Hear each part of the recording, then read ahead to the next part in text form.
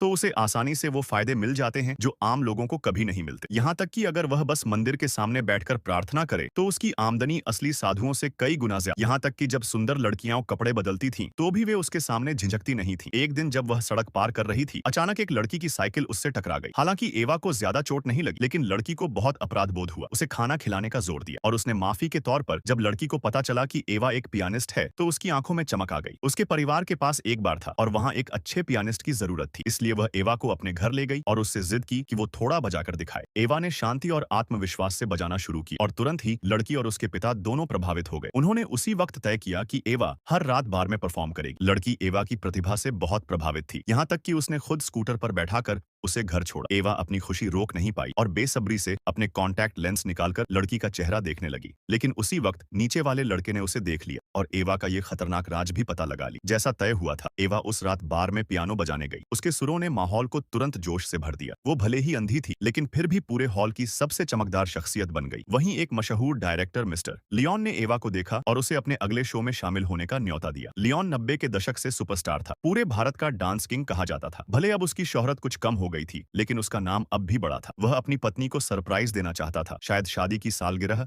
या जन्मदिन पर। उसने चाहा कि एवा उसके घर आकर प्राइवेट पियानो कॉन्सर्ट दे। इतने बड़े ऑफर और मोटी रकम के आगे एवा ने बिना सोचे हाँ कर दी, लेकिन उसे नहीं पता था कि ये साधारण सी परफॉर्मेंस उसकी जिंदगी को नर्क बना देगी। अगले दिन दोपहर को एवा ने लियोन के घर की घंटी बजाई। दरवाजा खुलते ही उसने देखा एक बेहद खूबसूरत औरत खड़ी थी। मेरे पति घर पर नहीं है, हैप्पी एनिवर्सरी, मैं एवा हूँ, फ्रैंकोस की पियानिस्ट, प्राइवेट कॉन्सर्ट। वो औरत बार बार कहती रही कि उसका पति घर पर नहीं है, लेकिन एवा को लगा ये सब सरप्राइज का हिस्सा है। क्योंकि वक्त पहले से तय था, तो उसने सोचा कि लियोन जल्द ही लौट आएगा। दोनों दरवाजे पर देर तक बात करती रही, यहाँ तक कि सामने की बूढ़ी औरत भी झांकने लगी। औरत झगड़ा नहीं चाहती थी, इसलिए उसने आखिरकार एवा को घर के अंदर बुला लिया। लेकिन एवा की ये जिद उसकी जिंदगी की सबसे बड़ी गलती बन गई। औरत के इशारे पर एवा पियानो के सामने बैठ गई। वहीं वो औरत दिखावे के लिए फोन पर लियोन से मीठी मीठी बातें करने लगी। फिर उसने अचानक एवा से पूछा, तुम्हें सच में कुछ नहीं दिखता? एवा ने जवाब दिया, मैं बिल्कुल नहीं देख सकती, मैंने 14 साल की उम्र में नजर खो दी थी। यह सुनकर औरत के चेहरे पर राहत दिखी। उसने एवा से कहा, अब एक धुन बजाओ। लेकिन जैसे ही एवा ने आंखें बंद कर संगीत में डूबना शुरू किया, उसकी नजर कमरे के कोने में पड़ी, जहां एक लाश पड़ी थी। उसके हाथ कांपने लगे। संगीत की धुन अचानक बदल गई